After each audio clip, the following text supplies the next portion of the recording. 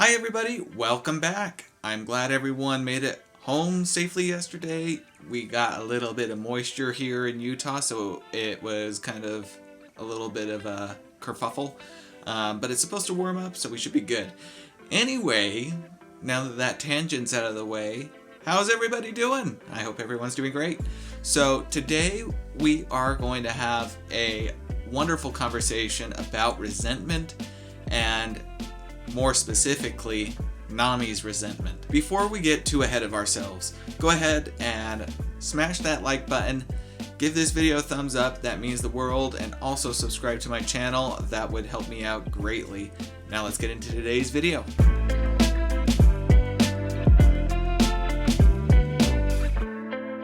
Hey guys, if you haven't already watched the show or the anime or read any of the subsequent material that is based on One Piece, please go back and absorb that content. There is a fair amount.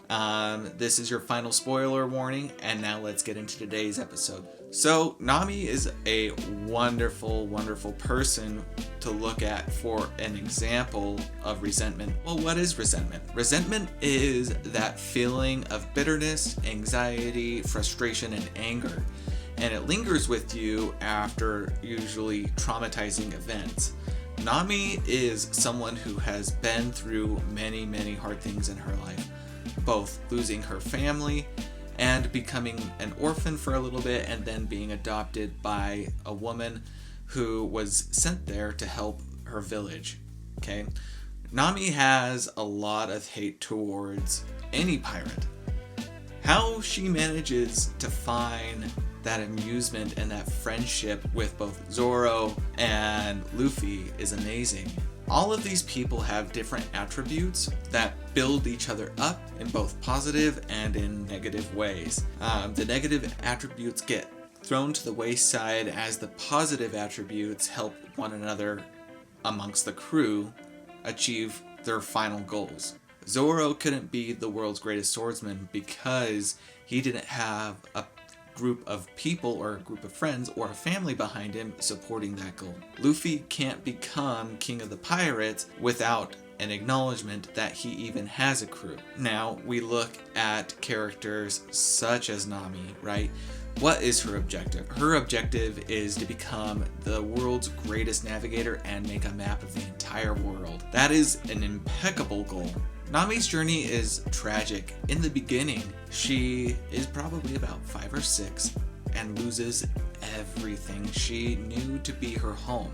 In this tangerine grove and in these villages, she found sanctuary as a former Marine who unfortunately lost her entire battalion, survives this massive attack from pirates and bandits. She's able to build a new family with 2 adopted and orphaned girls. She lives in the middle of nowhere. They don't have much, and Nami finds herself in a position where she becomes a pretty good little thief. You know, she has wants and she has desires, but the one thing she is more than anything else is compassionate, kind, and hates violence. Those are the things that make up the core of Nami's personality. If we follow her throughout her journey, the one thing we see time and time again is her willingness to put herself first before any of her friends get injured or killed, or in unfortunate circumstances, she encounters Kuro, the captain of the Black Cat Pirates. Well, Kuro didn't want to be a pirate anymore. His entire objective was to fall by the wayside, leave piracy, and basically commit a heinous crime in order to become a very wealthy individual so that way he could start anew. The unfortunate reality is that when fate has its way, or we can call it the mystery of the universe, right, impacts your life, certain things start to happen that make your life better. Maybe initially it's annoying because you have a plan or you have a method to your madness that's not quite aligning with what you want to do. Regardless, everything starts coming together. For Nami, she watches her mother get slaughtered in front of her, and that's the gateway to resentment. So the reason why I've been jumping all over the place is because I feel like in order to understand Nami, she is someone who doesn't stay in one place long, and it's very hard to piece things together. It's hard to figure out her past, her intentions, and as things slowly acclimate and become more unified, especially with her newfound family and friends, she's able to understand what it truly means to have someone by her side. Now, she gets taken in by Arlong, awful fishmen of the sea, and these pirates are vile. They are some of the worst. They have no rhyme or reason for what they do or why they act the way they do, other than they feel like they've been persecuted against. Whether or not that is true, the viciousness that he takes out on entire communities is absolutely heart-throbbing. Arlong is the man who kills Nami's mother, and right in front of her, all because Nami's mother could not pay for both of her daughters. With all of that being said, instead of her daughters going into slavery and her living, she forfeits her life so that way her children have a future, whether it's subservient or not. Unfortunately for everybody, the entire town gets locked underneath the boot of Arlong, and everyone becomes afraid of this man because he has to collect these tributaries and these taxes, for lack of a better phrase, in order to give the town protection. Now, we can look at all of this and understand why Nami is so resentful towards pirates, but then we take it a step further because she ends up joining Arlong's crew. The deal is that for 100 million berry, he will give the town up. Once indoctrinated into the world of piracy, how likely are you to give up that power? I don't think anyone in their right mind would want to give up that power. And so now we find Nami being naive in thinking that this pirate will uphold his bargain, his end of the deal. And unfortunately for her, she learns the hard way that certain pirates and certain marines can't be trusted because she gets double-crossed by Arlong and robbed by the marines, all in the same go in an effort to save her village. As her village is being raided and burned to the ground, the tragedy in all of this is that she finds that all of this could have been prevented. Now, if she hadn't joined Arlong, she would have never found her family. She would have never found Luffy. She would have never found Zoro or anybody. We can look at resentment only for a little bit, right? It's a phase of everybody's life. It's very easy to become resentful when terrible things happen to you and you don't have control over those circumstances. Yesterday we talked about loss, and the day before that we talked about diversity. There are a lot of people out there who can be resentful for losing a loved one, be resentful for losing their job. You can even be resentful for a series of disabilities, ailments, and other things. It can make you a very angry and bitter person. There's an underlying theme with the entire series of One Piece, and that is finding your place and finding your family. And once you do, the beautiful thing is that everyone kind of balances each other out. When you find yourself in an abusive relationship, for example, whether it's at work or with a family member, if you can call them that, even if they're biological family members, the one thing you see is that people often will take advantage of you. You may not be resentful right then and there, but that resentment starts to grow as these repeated abuses start to take hold. There's this stereotype amongst neurotypical people that think autistic people are perpetual children.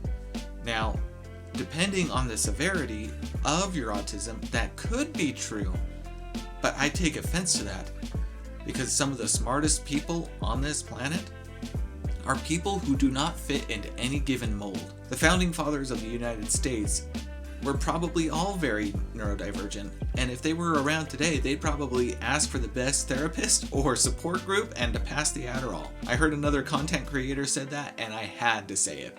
It is so true.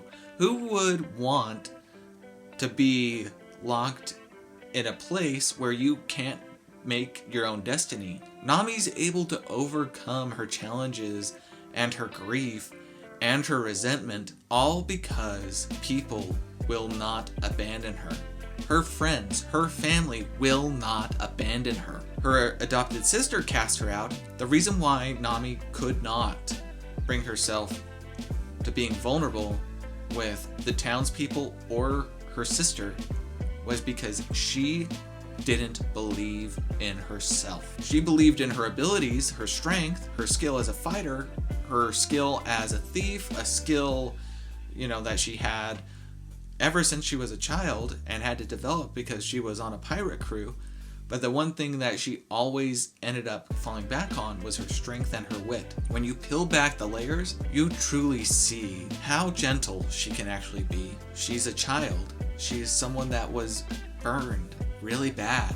Her path to recovery was long because there was no one who took her in voluntarily except her mother, who was gone. She had a sister, yeah, maybe not biological, but that sister that she had was only there because of her mother, who was killed by Arlong. Now we can look at the positive side of this series, right? Because we're seeing a common theme.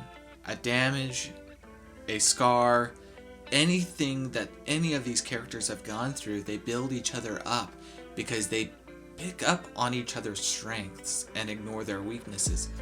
Luffy is the most honest and charitable pirate or person that probably had been created in media. And it's amazing to me that he is as popular as he is because negativity sells. Zoro is the most bloodthirsty lunatic you could ever see written to screen.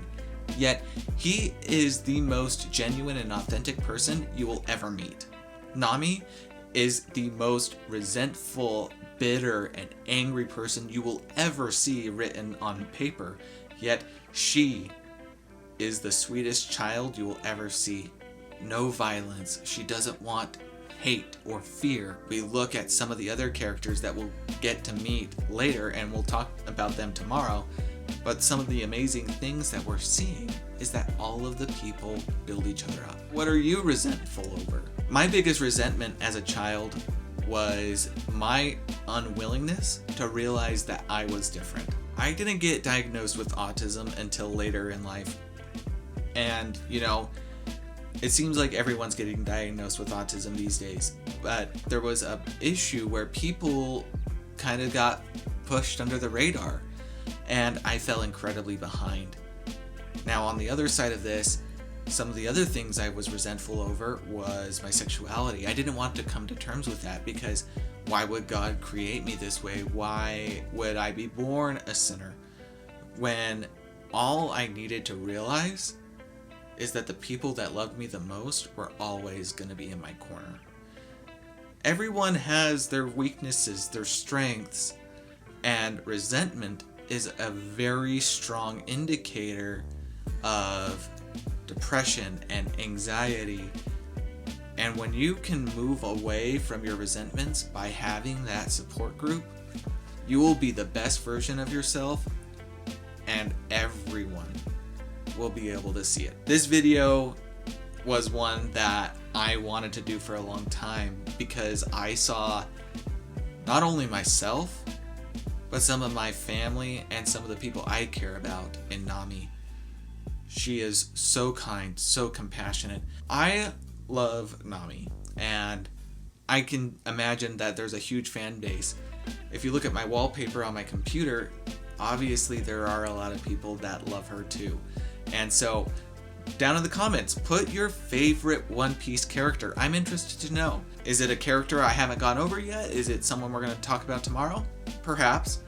But until next time, this has been my coffee corner, and I'll catch you on the next one.